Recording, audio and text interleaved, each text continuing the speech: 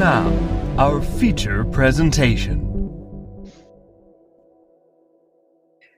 Hello, everybody. Welcome to Focus Testing, a podcast about movies where we make a movie. I'm Tristan Miller, and joining me today is Richard Dowling. How are you, Richard? Really good. Excellent. Good. Yeah. Now, Richard, do you happen to remember the first film you remember seeing in the cinema? So yeah, the first movie I actually remember seeing in the cinema was Godzilla back in the 90s. But I'm told the first one that I was brought to was The Mask with Jim Carrey, and lasted about 20 minutes until a green faced guy whose face removed itself from his head was a bit much for what I must have been like 6 years Oh, old. boy. Yeah, and I cried so hard. My mum was just like, "We just had to leave. I could not keep you there." And I remember seeing Godzilla really, really well. Also, the same, sat right down the front, all like, Godzilla's going to be awesome, big dinosaur, like blah blah blah, and got super duper scared. That first scene where you see him coming through the water. There's like the big swell in the water. You see the fin come out and all that. I got terrified by that and didn't cry, didn't leave, but sat at the back of the cinema on the floor, away from the screen, out of pure terror. So yeah, always been a bit of a lion heart. Yeah. Yeah. I was gonna say, are you still frightened by films? Oh no, I seek it out now. Yeah, I love a good horror movie. I love a good jump scare. I love I love a good psychological thriller, stuff like that. Yeah. I completely 180 on that.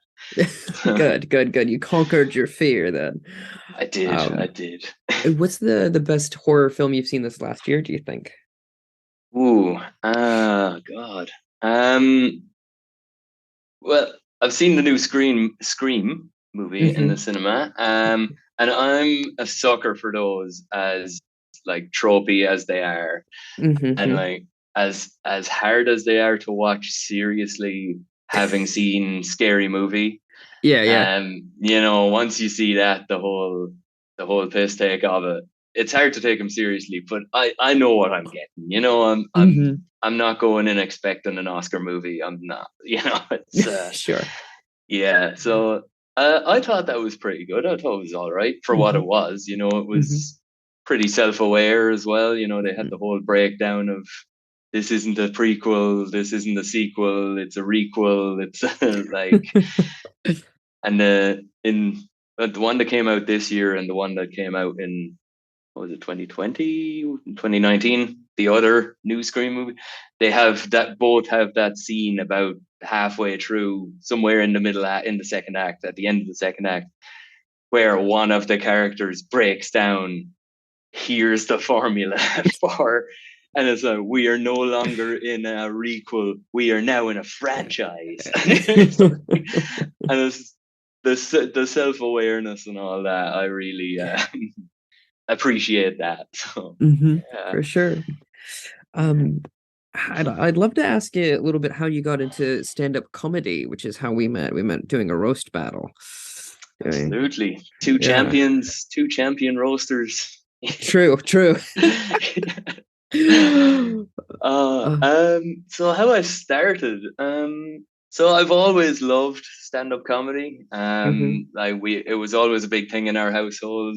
Like our parents, every Christmas we would buy the DVDs. We would buy someone's special or whatever, and that would be Christmas Day, just watching stand-up specials. Our parents brought us out to a lot of gigs, like when we were teenagers and into that, and just always loved it. And had the notion a couple of times over the years that maybe I'd like to give that a go sometime. And then never really did. Moved here, and the first house Ash and I moved into here was with another comic on the Wellington scene who's still going, Miranda Camden, who had just started. She had literally, I think Ash and I went to her second open mic ever. Like, Mm-hmm. just started. So we would talk about it like all the time. Talk about comedy, and I'd ask her lots of questions and da, da, da. And the entire time she's just like, you gotta try it, just do it. Like, Neil runs a comedy school if you want to go that way, if you want to get like eased into it or kind of heisted into it. And I was like, yeah.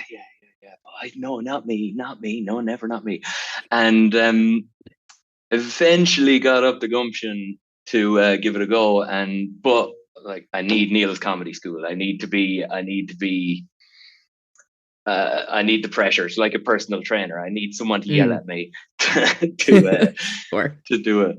And yeah, took Neil's school, did all the classes, did the writing sessions with him, and then did the graduation show. You did 5 minutes of your 5 minutes you'd been working on through the classes and through the writing sessions, Mm-hmm.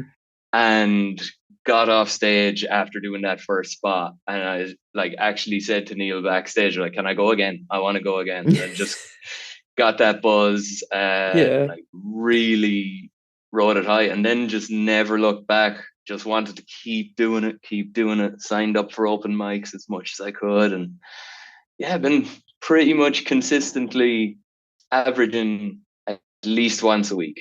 That's great. Ever since. Yeah, never looked Yeah. back. That's great. I think that's so cool that your parents were so encouraging of it growing up too. I think that's kind of I don't know, that's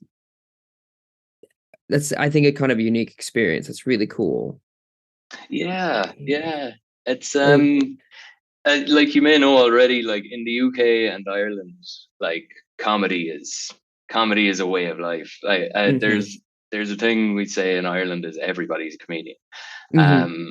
And that's why I'm heading back to Ireland actually next month for a few Oh, weeks. I'm trying to book in a couple of spots back there, and mm-hmm, I had a friend here, another Irish guy who used to do comedy around Wellington, who's moved back, and I'm asking him, like, is it different? Like, what's it like? mm-hmm, What's it like doing comedy at home versus abroad? mm-hmm. He's like, it's pretty much the same, but everyone's a comedian. He's like, Mm-hmm. you not hecklers, but you get a lot more helpers at Oh, home. sure, sure. Yeah, yeah. Okay, noted, So noted. So yeah, it's a big thing back home, and my parents have Mm-hmm, always, like, yeah, they've always been into comedy, love to laugh, love to make jokes. mm-hmm, Um, yeah, and just took us, like, always encouraged us to have a creative outlet of some sort. So me and my mm-hmm. brothers, we're all musicians. We all spent years in bands and various, like, one of my brothers played with an orchestra for a while, played Oh my, saxophone with an orchestra. that's so And cool. yeah, we've always had some kind of creative outlet, and Mm-hmm. they've really, really encouraged us towards music, towards comedy, like, just consume as much art as you can, basically. Um, That's so yeah, good. That's so good. yeah, and for like folks who like like, they never really played music themselves, or they never really did comedy or much in the way of the performing arts. They're not performers or anything Mm-hmm. like that. They just had a love of it and encouraged us to consume as much as possible. That's so cool. That's Um, really lovely. yeah, Uh, yeah, Um, are you ready for some movie trivia questions? absolutely. All right. Hopefully I can hold my own here. Yeah, I think you ought to be fine. Of course, the first one I always ask is, what is movie? What is movie? What is movie? Ah, the great question, the Mhm. age-old question. I guess on a technical level, nowadays it is a series of still frames strung together in quick enough succession that they Mhm. they project movement onto a screen overlaid with sound. But in the more philosophical way, I guess, I see it as two things, like at least two things, if not more.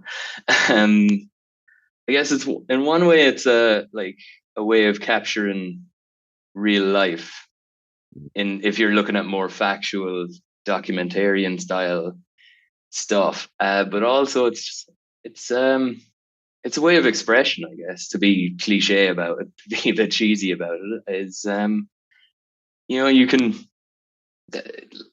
like people can use it as a medium to show everyone else what's going on in their head. Essentially, is the Mm. yeah. Because I guess like us from doing stand up, you can tell people what's going on in your head, but Mm. you can't show them that Yeah, easily. for sure. Yeah, yeah.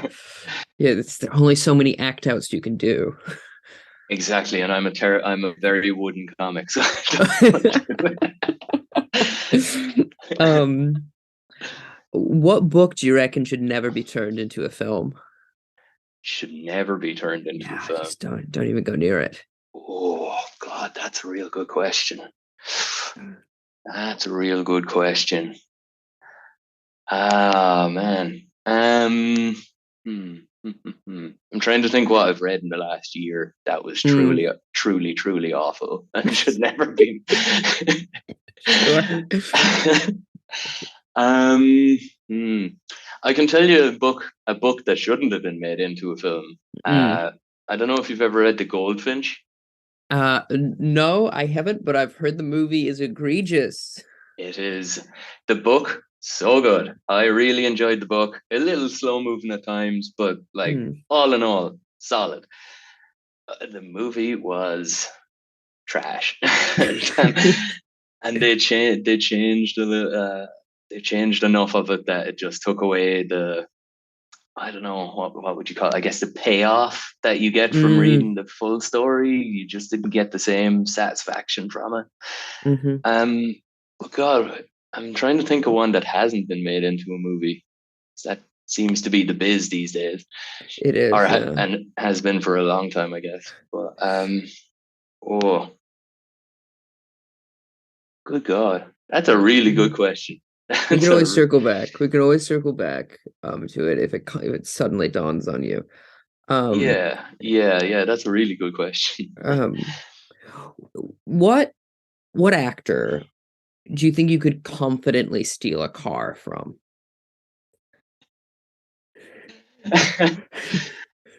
I don't think Michael Cera had put up much of a fight, to be honest.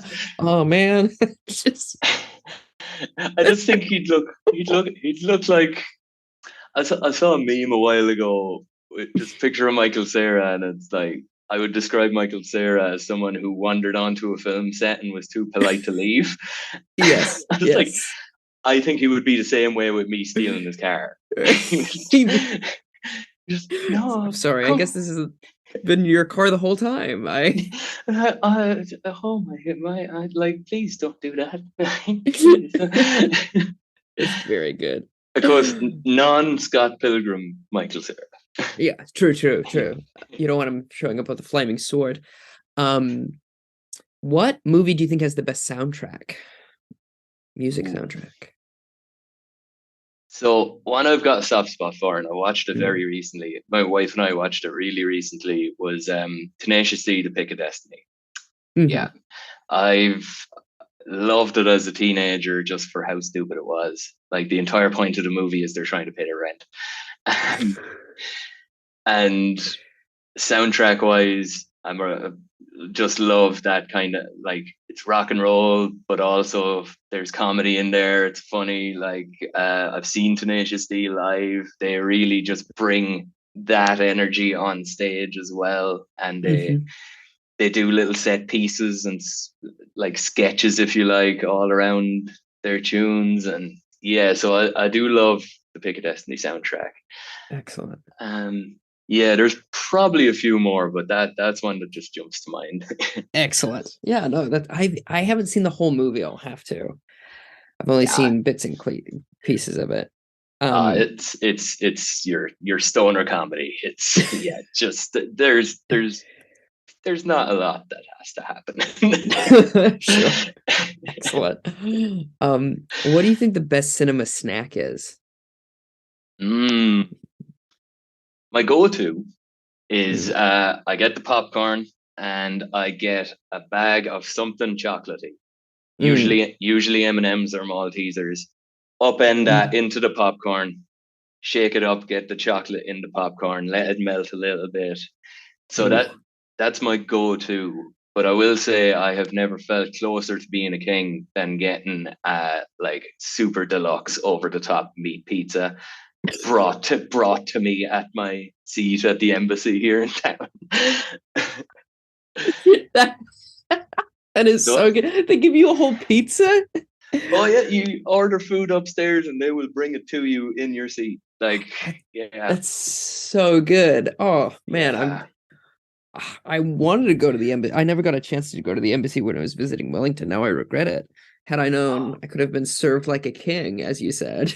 Oh, it's when I went to see Scream, Ash and I sitting there, my wife and I sitting there. Next thing, two like mega deluxe pizzas come down. We've got like a glass of wine. We've got our popcorn. I'm like, all right, Scream, hit me with every cliche you got, please. Too good. I want cheese on this pizza. Oh, that's excellent. Do you remember the first character crush you had? Like you watched a movie and you're like, oh wow, I have a crush on this person. Ooh, ooh, ooh, ooh. There's been a few. There's been a few, but I will say number one with a bullet, and this is probably like the most done answer as well, is Salma Hayek in From Dusk Till Dawn. Ah, yeah. Okay. You know that when you see that movie when you're 15, all right, like that stays with you. For sure. I'm sure. Oh, that's very good. Excellent answer. Oh, gosh, I had one here for you, another one that I liked for you. All right. If America and India stop being the top film producers in the world, what country would you want to see take over for them? Oh, I've got a real soft spot for Irish cinema as well. Like there's been some great ones, especially in the last 20, 25 years. There's been some really great movies. Like even recently, Banshees of Inisherin. So good. Loved it. Yeah, loved every minute of it. And what's that director's name? From Banshees. He also did Martin like McDonagh. Like in Bruges and Calgary, like The Guard, like they're all Brendan Gleeson, as well as a phenomenal. But so that would be my patriotic answer. But of course, I would love to see. I think I would love to see more movies centered around Latin America, South America, because I know you see it kind of bastardized, I guess, a little bit in like American and every other form of cinema. But I'd love to see some real, like, made by someone who's lived in that environment, who's lived in, let's say, just as an example, like the favelas in Rio or something, who brings a realness to it. And I've seen clips in it, but I don't speak Portuguese or Spanish, so it's all subtitled. And I think like it's such a rich culture. Like every country in South America is like such rich history, such rich culture. I really would love to see more of that brought to the mainstream. Yeah, I can definitely agree with that. Finally, as always, why is Austin Powers so sexy? Why is he so sexy? It's got to be the chest hair, right? It has to be, and the sheer self-assuredness to wear a frilled shirt and a blue suit, and like a real deep blue suit with a what you call it, like the pendant he wears as well, the sexuality pendant, and glasses and the teeth. I think it's confidence thing more than anything, to be honest. Confidence is sexy. Mix that with a little chest hair, and you got something going on. Yeah, absolutely. It's worked for a lot of men over the years, actually, if you can believe it. Myself included. Are you ready for our random word to build a movie off of? Absolutely. All right, we got grateful. Grateful. Grateful. Okay. Mm-hmm. All right.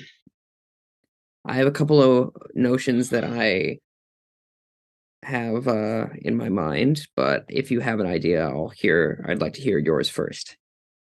So as soon as you said grateful, I pictured a room full of cheese graters for some reason.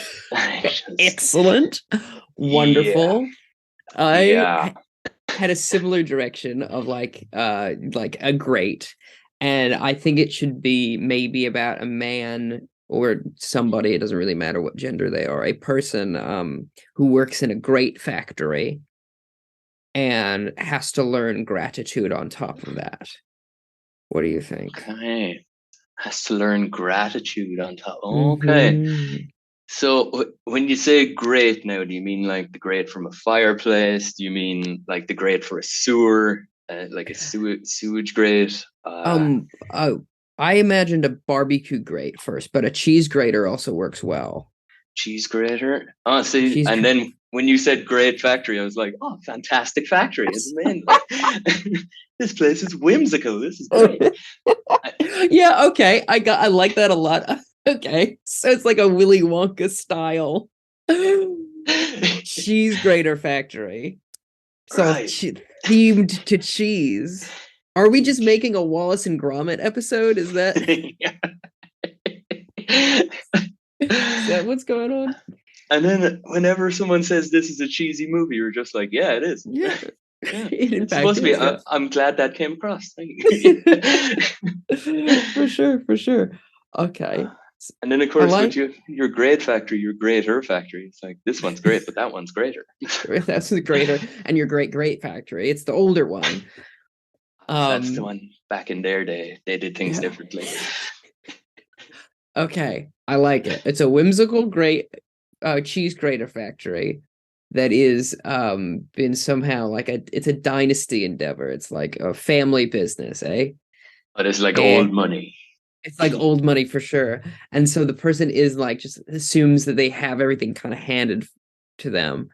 And then I feel like there's got to be, obviously there's got to be some conflict. And I almost feel like the business gets shut down somehow for some reason. And then they have all these leftover cheese graters, and they're, it's great. It's full of cheese graters. Grateful. Yeah, exactly. And then where do you think we go from there? So I guess you got to have the conflict, right? And so the end goal is that the character becomes grateful. So they're clearly an ingrate to begin with. Pardon the pun, but also don't. So what would they be ingrateful for? Obviously losing their job if the place shut down. But could it have been that their fault or something that they did that the place shut down? I like that as well. Like they took it for granted that they would have this thing, and then they do something arrogant, and that makes people start to boycott the cheese graters. Yeah, like people just decided, you know what, sliced is fine with me. I don't need grated anymore. Okay, and there's just some come to Jesus moment where people have stopped grating their cheese. I like that. I like the idea. Sliced is good. I would love a sillier alternative to grating the cheese. What about this? They've all made genetically modified tiny cows that can squeeze out a single bit of cheese. It's just like these little.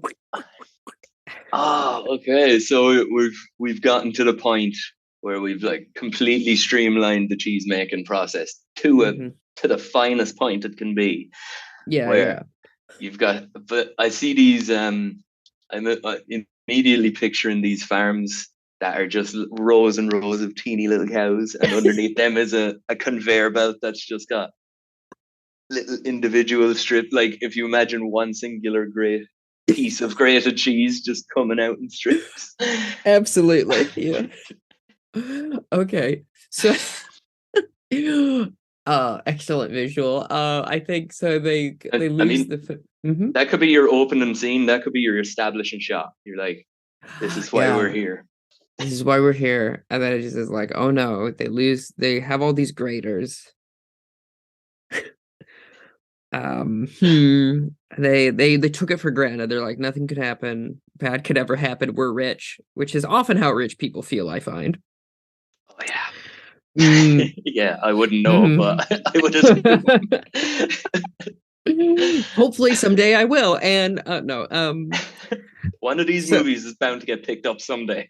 Absolutely, 100%. That's my entire thing with this podcast, that I'm just trying to find one that I can sell.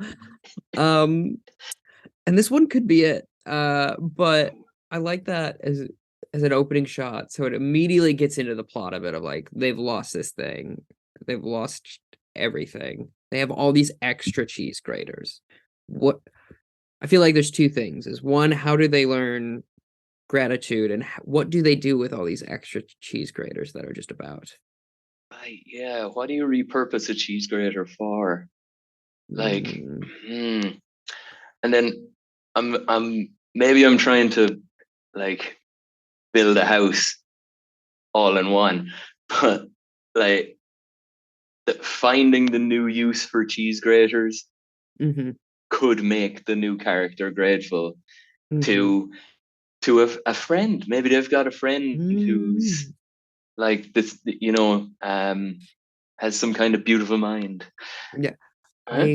What about this? A friend that's like keeps pitching them idea. They're an inventor, and they're like, my company is fine, don't, if it's not broke, don't fix it, that sort of thing. And then they help them find the solution, and then they finally go, oh well, I'm grateful to have a friend like you.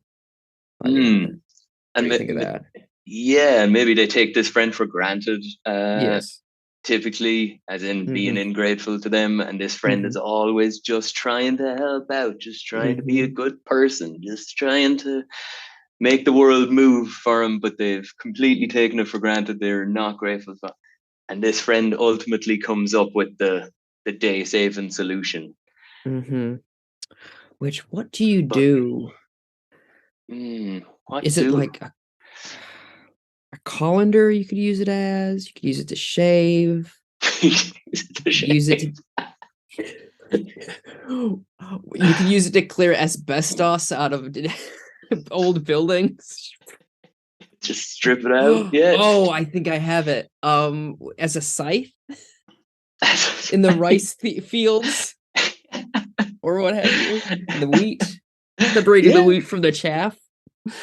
I'd literally string them all together in one like long tube, just grater on grater, and on it, like a combine, and then just naturally filters out. I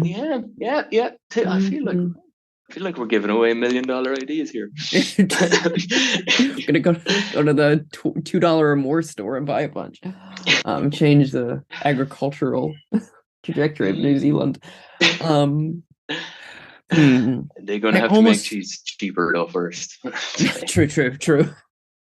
I like the idea of that, but like, it's not quite. I feel like it's very tough to repurpose a cheese. It's almost as if they are purpose built. Exactly. It's almost like it. It's almost like a completely unique tool that, unlike, for example, a knife, where you can use a few things for. You can do it for many, many applications of knives. But not exactly greater. We've picked a tough problem to solve.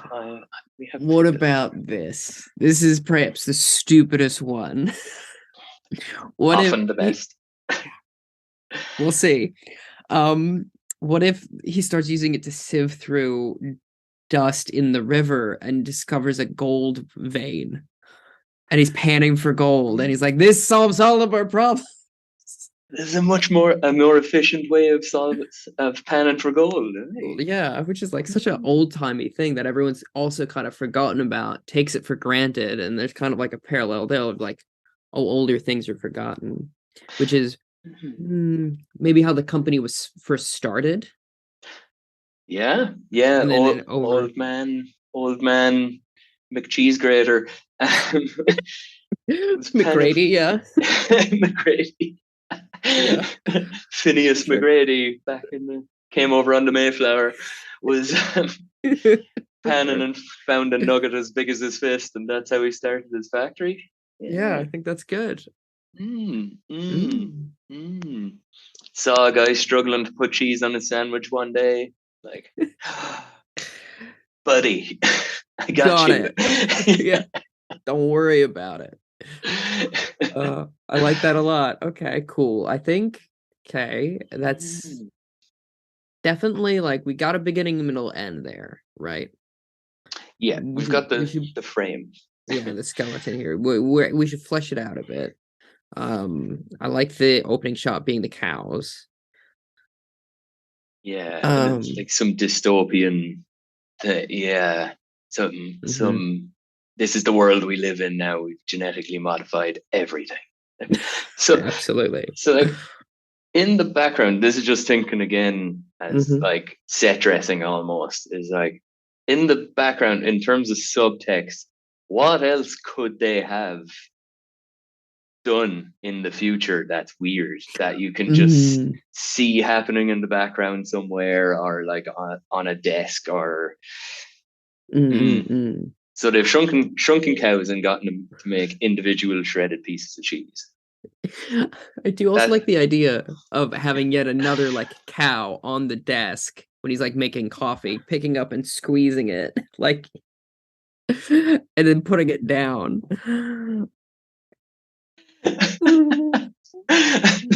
Yeah, so stupid. Oh god. Okay.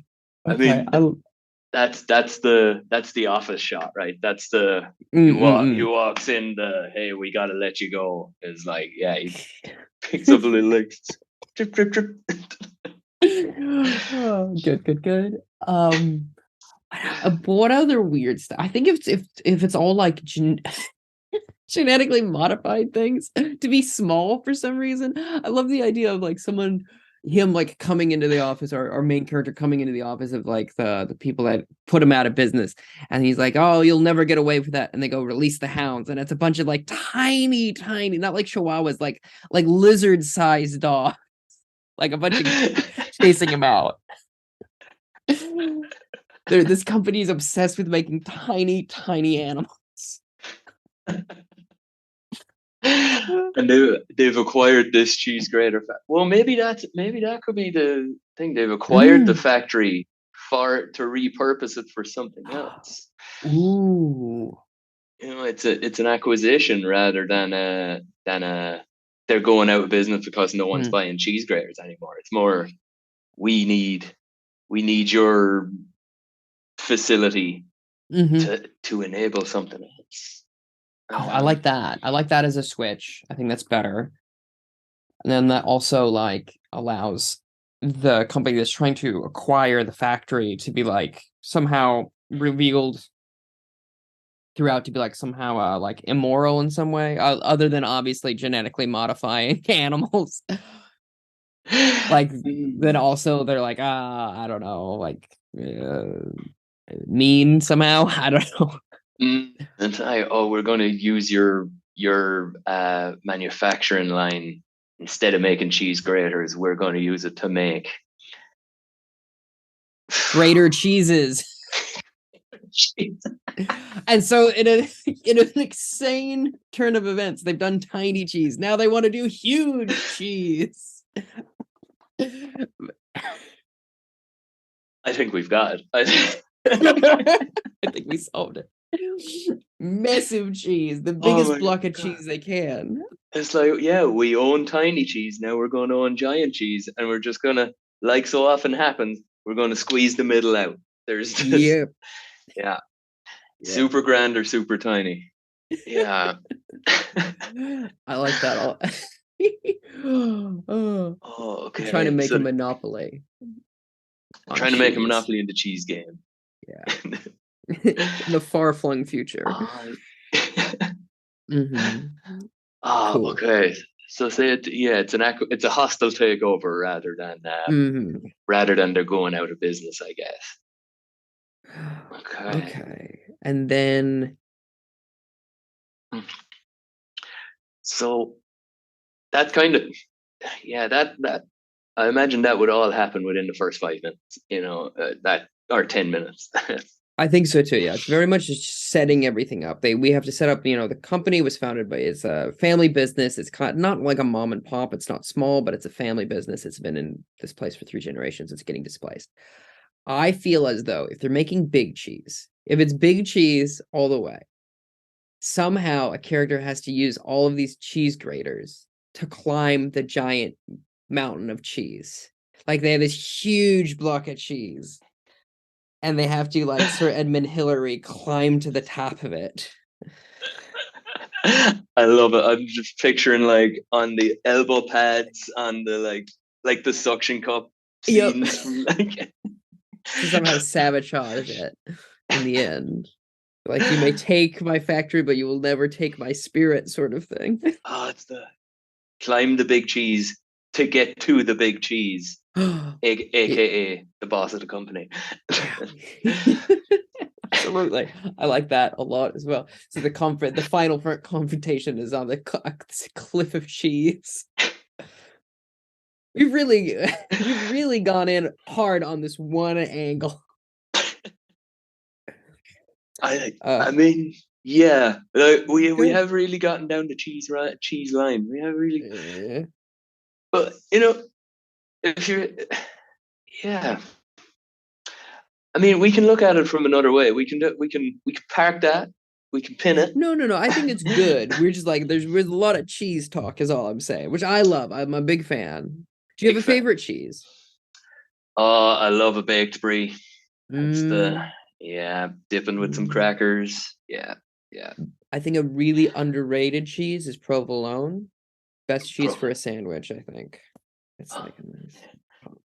I can't categorically say I've had it. I'm sure I've had it unknowingly, but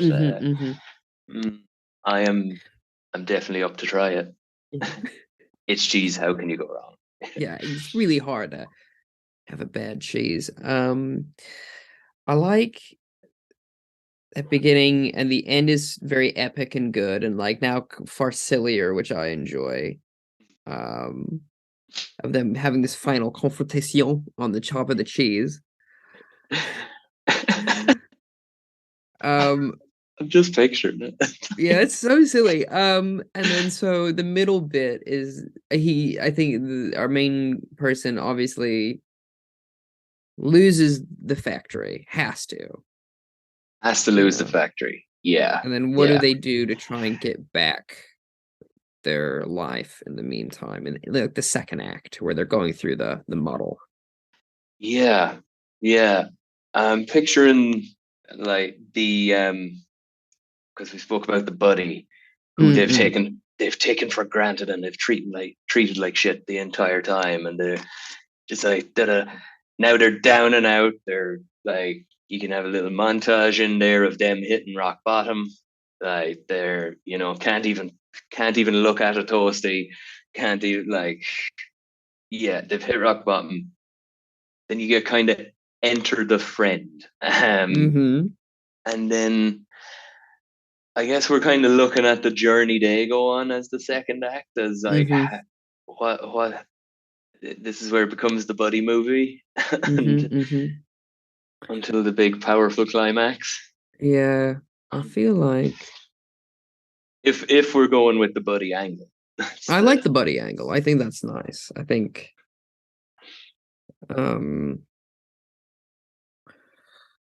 I feel like what could be kind of fun and annoying for the buddy, because like the characters, the buddy has to be kind of annoying for you to understand why this person's like, shut up. You know what I mean? Like kind of a crazy kooky character. And I feel like what could be kind of fun would be like this person's like really into like mindfulness, really into spirituality. It's like you just have to be in the moment. You have to be grateful for every moment, live every day, this sort of thing. And this person is like getting so fed up on it. But eventually they start like doing like mountaineering stuff, and like going on hikes. And it's like, man, you just got to get in touch with nature. And that's what kind of like sets up the big confrontation and the cheese mountain. Yeah, because you've been living in this corporate world. You're all it's all a rat race. The rat to get the cheese. Cheese grommet. It's you've been hung up on this man. Now you got to we're going to get you some crystals. We're going to get your chakras aligned. We're going to get you some herb. We're gonna buy you a brand new shiny bong. We're gonna, climb some mountains. We're gonna be at one with nature. Yeah. I really like that. Maybe they go climb to the top of a mountain. They do like a meditation retreat at the top of it, right? And then he, our main guy. Who do you want to play our main guy, by the way, or gal, or whomever? That's a real good question. Have you got any kind of archetype in your head? Like, are you picturing a sleazeball, or are you picturing a? Well, I'll admit this kind of feels like a Jim Carrey movie, and it might be because you mentioned The Mask earlier, and it's maybe also because in this part of the movie, it kind of feels like Yes Man. If you ever saw that movie, with Jim, it kind of feels like that. But I know he's in retirement, so I don't know if we could get him. But that kind of person that's like, a kind of a physical comedian who can play it real too. Yeah, and then also like someone who we can trust to have done like, oh, I'm a corporate person, and then I have this change of heart. There's a very common kind of trope, specifically in '90s movies, like even something like Hook with Robin Williams, something like that. So I'm trying to think of someone who's simultaneously likable and hateable and plays those like you, because you want to hate him at first and then come to like him. I guess it's tricky. So I guess spitball. Who can play a real good sleazeball? Who's just out for number one, doesn't care about anyone, takes their friend for granted, treats him like dirt. We're talking normal actor. Michael Fassbender might be good. Oh, I could see that. He's really good at playing an asshole. Yeah, and he seems like he has this fun side too. He seems like he could be a good time as well. For sure. I like that. I like Michael Fassbender. I could see. Go ahead. I could see, and maybe his back catalogue comes with him a little too much, but I could see maybe a Ryan Gosling. Oh, sure. Yeah, because I'm thinking of his character in The Big Short, where he's just like all about the money, doesn't care, cold as ice. But then he's in the fun romps as well, and, yeah. No, I could really get on board with Ryan, actually. Yeah, that'd be quite good, I think. I could also, to flip it a little bit, I could also see a Margot Robbie. Get them both back in because they're in Barbie, and so they're gonna come back in. You know what? I didn't even think about that. I was picturing her from Wolf of Wall Street, like take no BS, take no shit from no one kind of character. But then also she does have the fun side, and she could be like super likable by the end, as well as she becomes more grateful. I think that'd be good. I think Margot Robbie would be great. She's very fun. She's a very fun performer. I think Margot Robbie, let's lock her in. That's, nice, I think. And then the friend, my first instinct was Ben Schwartz. He played, who's like, he was in Parks and Rec, if you've seen that. Yes. Where he's this kind of gregarious guy who's like frankly annoying sometimes, but he's also very fun, so you kind of can't, and he's so nice that you're like, I can't be mad. Yeah. Was he John Ralphio? Was that? Yes, he was John Ralphio. Yes, yeah, I can see that. I can see, Yeah. I could see He's- that as the buddy. I could see him as a Zen with the universe. Man, maybe you gotta. he might not be crunchy enough. Do you know what I mean by that? Like granola-y. Like I can't imagine Ben Schwartz hiking. I can imagine Mm, him playing a video game where he's hiking. I can't imagine him hiking. You know what I mean? There's like a he may be too pretty for it, but a James Franco, maybe. I think I could see him doing it. I wouldn't want him in the movie though. I I wouldn't mean, want him stinking up our film. But yes, that yeah, type. Maybe his brother Dave, maybe a Dave. who's Yeah, also maybe very Dave funny, Franco. in his own right. Or is that Um Zac Efron? I on I only think of him because of Bad Neighbors when you said Dave Franco. Can I tell you, that is someone you've suggested two actors that I alone would have never come up with. So I think we gotta go with Margot Robbie, and the supporting actor is Zac Efron. Excellent. It's a very beautiful people movie. Yes, absolutely. And I feel like so we also have to have the CEO of the rival company, and I can't remember her first name, but Hugo Weaving's daughter. Do you know she was in? She looks exactly like Margot Robbie. Is the point? So I feel like this idea of these two people that look exactly the same, and everyone's getting a wee bit confused. That could be fun. Yeah, Or I like that. or someone like Judi Dench, where you're like, this is the person Mm. they're out to. Oh yeah, or like a Maggie Smith maybe, who's That just does like make the confrontation at the top of the cheese mountain a little more difficult though to choreograph. I assume there's like a physical count and fight at the but top. I would argue the same for Judy. That's what I mean. Like both of them, Oh. like they're both a bit, obviously they're older, but now hear me out on this. Vin Diesel. Go on. Vin Diesel as the rival CEO. He's like, yeah, no, I know you have a family business, but it's not about family this time.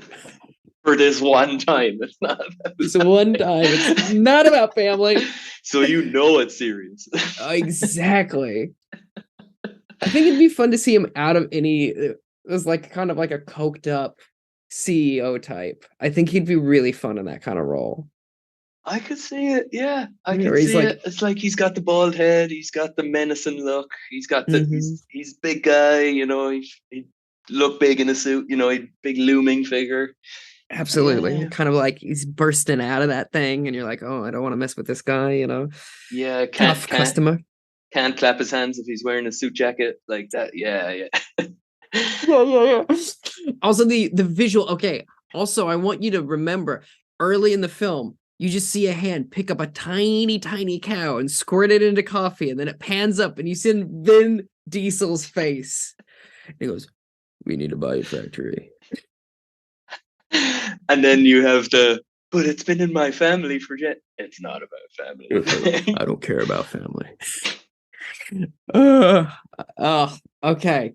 Super. I love it. And also an action fight scene between Vin Diesel and Margot Robbie. You can't go wrong. That's pure entertainment. That's just, you can't. That, like, I'm already picturing the stunts. Like I'm seeing the CG. I'm thinking James Cameron level CG fight at the end. Basically, like Vin Diesel and Margot Robbie rapped before this scene was even shot. Yeah.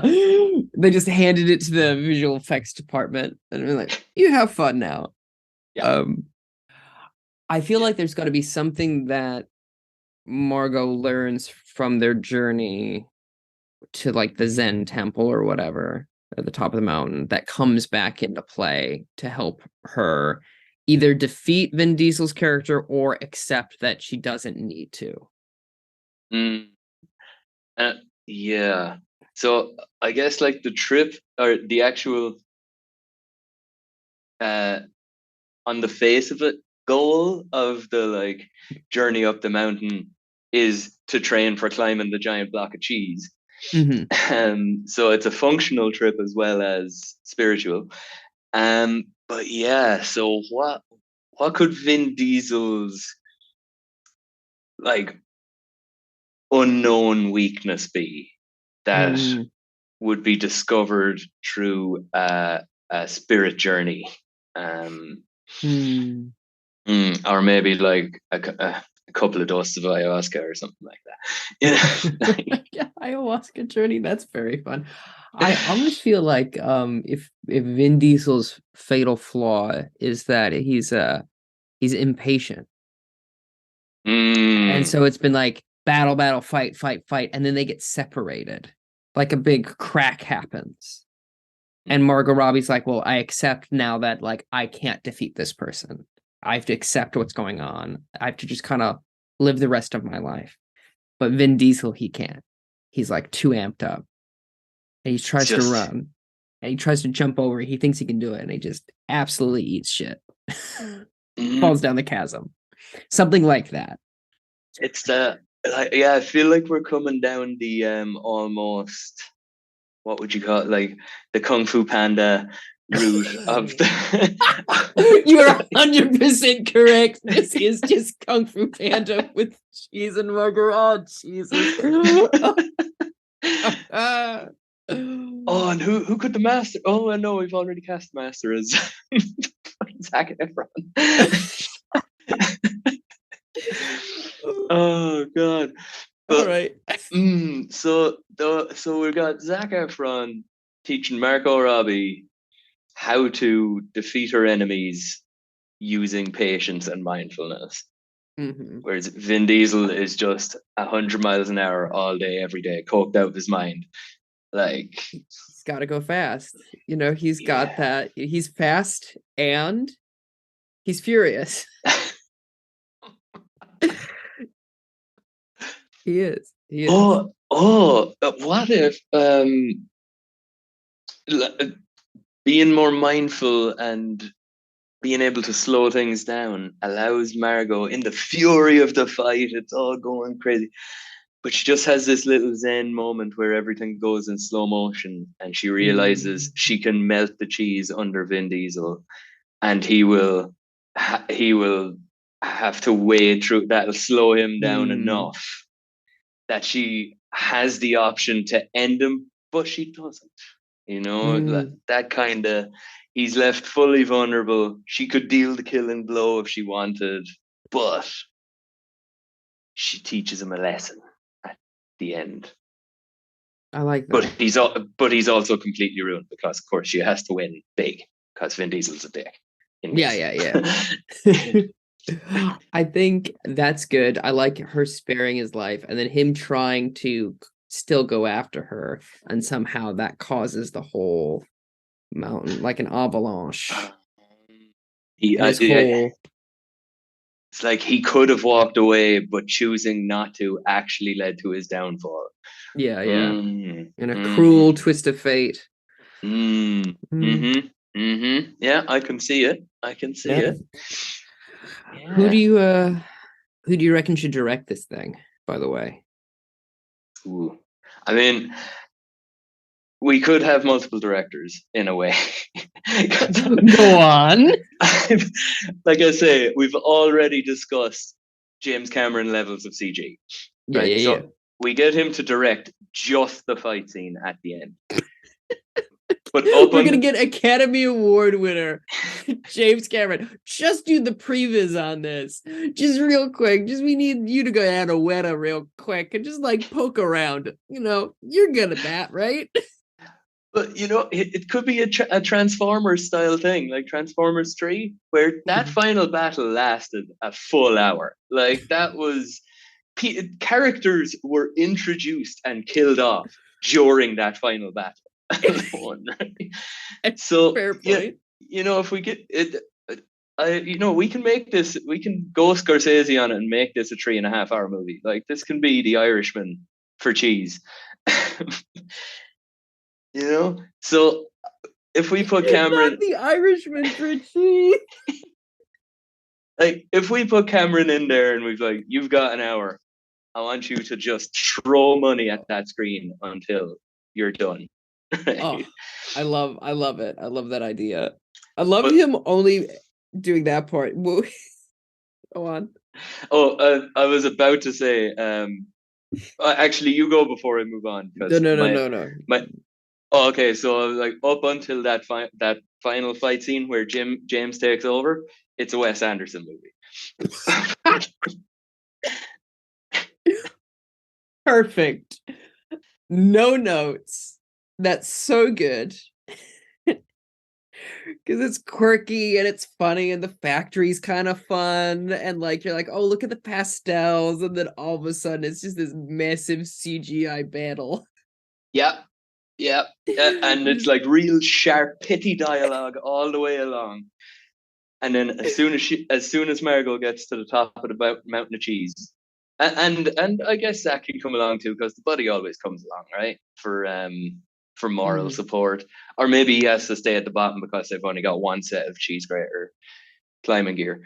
I like the idea of him like shouting, "You don't have to do this," that classic thing. But almost also from the bottom, he's like, "You don't have to do this," and she's like, "What?" She's like, "You don't have to do this. Why didn't you say before? I've been saying it the whole time. You couldn't hear me." Too many explosions.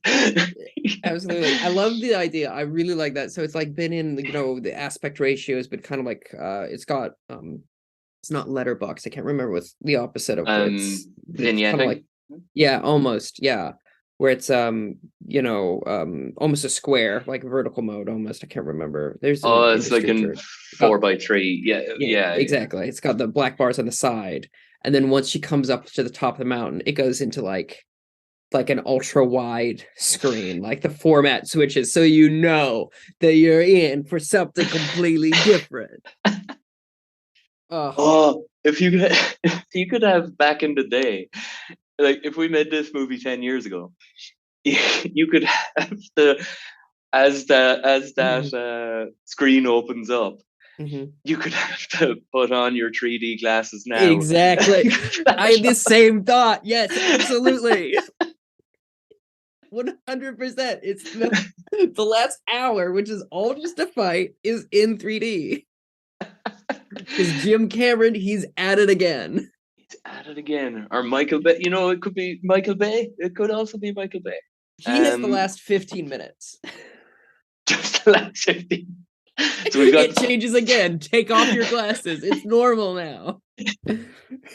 And we got Christopher Nolan to consult on the soundtrack to just really get those deep booms in there, those real deep hollow sounds. Absolutely. Oh, too good. I think we made a good one. Ugh. Yeah, I love the idea of a Wes Anderson movie up front turning into a James Cameron / Michael Bay. Obsessed with that. That's so good. Oh, I like it a lot. Do you want to do a lightning round? Absolutely. Yeah. Okay, we have Lay. Lay. Lay. So, mine for that is about a sleepy person. They're so sleepy that they slowly fuse into their own bed and become it, and then eventually, termites or some sort of pest invades and slowly eats away at their bed, and it's a horror film. That's my version of Lay. It's your version of Lay. Okay. What would you do for Lay? I'm trying to avoid the obvious rom-com, more rom than com. So I'm thinking a World War II epic. Right? I'm thinking along, All Quiet on the Western Front. I'm thinking Saving Private Ryan. And the story follows a wayward general who's just trying to win a battle. He's trying to, he's on some part of the front line. He's on fighting over a certain patch of territory. It's all going against them all day long, all day long, all day long. So he discovers a brand new tactic that you will not read about in the Art of War. This is his addendum to the Art of War, right? That involves soldiers laying down. I'm not talking like prone sniper position. I mean literally laying down, facing straight up to the sky. And I haven't worked out the finer details, but somehow this wins the war. Just all the German troops mass, but also sleepy. I think we can just sneak past them. I think it'll be all right. It will be fine. It will be fine. I think it'll be fine, guys. Maybe, I like that. maybe that's the tactic. Is they're all just playing possum and they wait for the German troops to advance to a point where they pop up behind them, get them from behind. Boom. I like that. I like that a lot. The next one is complain. So COMPLAIN, complain. I think this is a rom-com about a web developer who hires someone to zhuzh up their website, and it's .com plain. Stupid. It's the stupidest. Is that the name of the movie? Yeah, that's .com plain. Yeah, it's a plain.com. It stars Idris Elba and I'm gonna say inexplicably Chris Hemsworth as the couple. I don't buy either of them as a web developer. True. As an engineer myself, I have never known a web developer that looks like Idris Elba or Okay. Fine. I'm saying you're making something new. You're redefining the stereotype. You're taking back the stereotype for those guys, for those beautiful, beautiful people. They can be web developers too. Too long have beautiful people been discriminated against in terms of coding. I can write HTTP, HTML even better than the next guy. I like it. I'm glad. Oh, so I'm picturing a horror movie a la Maximum Overdrive of Stephen King fame. So I'm picturing airplanes, okay, that can communicate with each other. So they are complanes, okay? Mm-hmm. And they are conspiring slowly but surely to eradicate humanity as well as all other forms of transport. Because in their eyes, if you ain't flying, walking's out, cycling's out, cars out, boats out, except for seaplanes, who can also communicate. So yeah, that's where I went, and I'm picturing it's going to be voiceovers. There'd be very few humans in this for very long. So I'm picturing as the voice of one plane, I'm picturing Snoop. Fucking righteous. That's so good. I'm getting Snoop in there as the voice of one plane. He's, this is his, what would you say? This is it's like his reconnaissance, right? This is where he's ditching his current image, and he's a serious actor now, but he's starting with voicing over planes, okay? Because he has experience in this. I've seen Soul Plane, and he has experience in this realm already. So I feel he can bring that to the screen. And then I'm thinking other voices. Snoop's going to be in there, of course, but then to play off of Snoop, I'm thinking I'd like to see a Tom Hanks. I'd like to see a Tom Hanks in there as the more, what would you say, the more parent, yeah, more affable, more parental figure of he's kind of the Optimus Prime of the planes, I guess. Yeah, I'm seeing him in there. Is this anything if you have him say there's no flying in baseball? There's no flying in baseball. Oh! Or shizzle my pizzle. That's excellent. Oh god.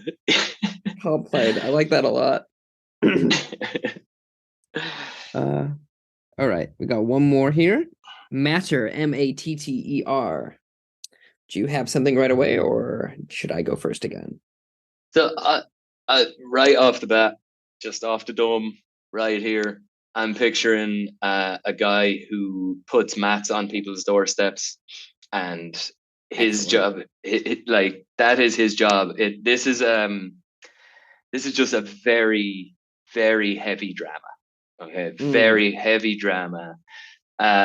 This guy, he's born into nothing, of nothing, comes from nothing. But his job is go door to door and replace people's welcome mats.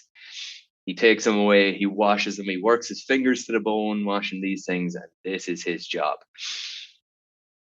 And the arc is that he has a very, very, very sick dog with him. And every penny, I told you this was going to be heavy drama. And his, you bring the dog in, everybody loves. You got to save the dog. He's got to save the dog. He's got to save the dog. So every single cent he makes from his being a matter, that's his title. He is a matter. Every cent he makes goes towards his dog, getting him the best possible care. All he can afford at a time is to just make him a little better for, like, he's adding on a month at a time to this dog's life. He's working 3 weeks to buy a month, that kind of, so he's net profiting by a week all the time. And we just follow his struggle. We follow his interactions. People, like, he goes to the rich area of town. People spit on him, look at him with disdain. He's got a hard life.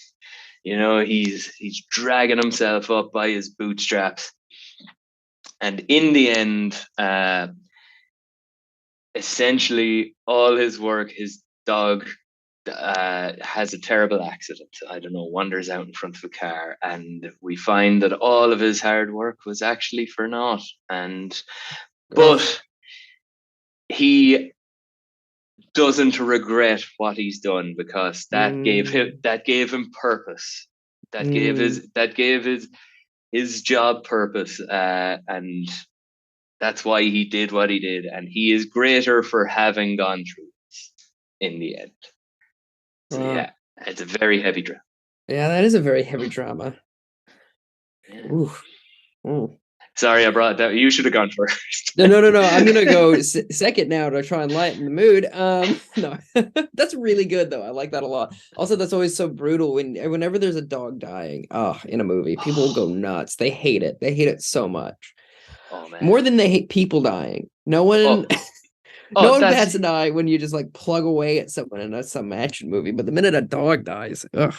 Oh my god! Like, the first time I saw I Am Legend, man, that scene got me. That got me hard, real hard.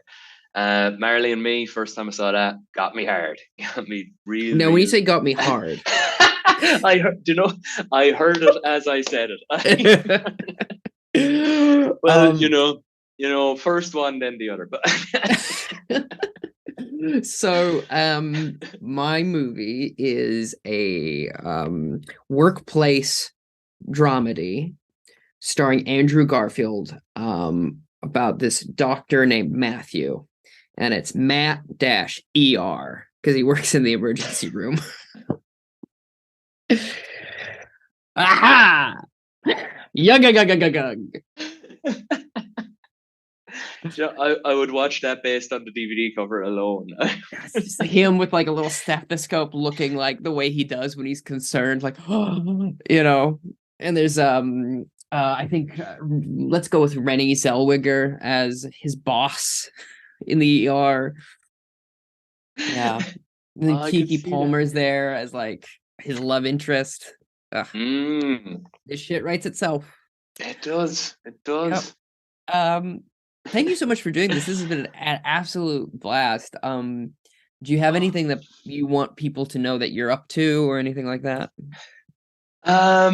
Not for the next few. So I'm back to Ireland in like a month, just over a month. So yeah, I've been just plugging away at doing other people's shows. Gotcha.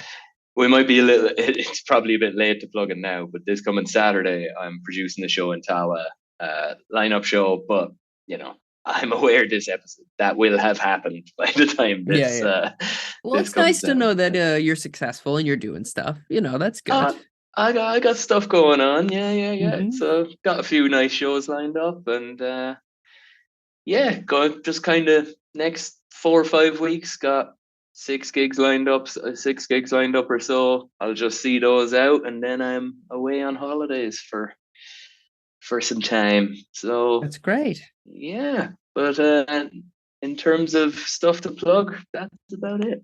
Yeah. Okay, that's more than acceptable. Your plug is see you losers. I'm going on vacation. Yeah, right. Back to the Emerald Isle. I am Oh, genuinely terrified at how hungover I'm going to be like, for that entire time. completely understandable. I would be as well.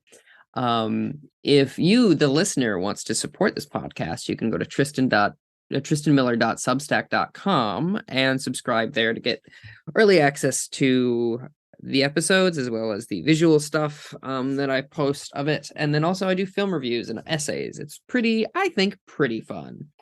But thank you again, Richard, for doing this. This was fantastic. Long live the cheese. Oh, long live the cheese. And thanks so much for having me. It's been a blast. Good, I'm glad. Stop recording. There we go.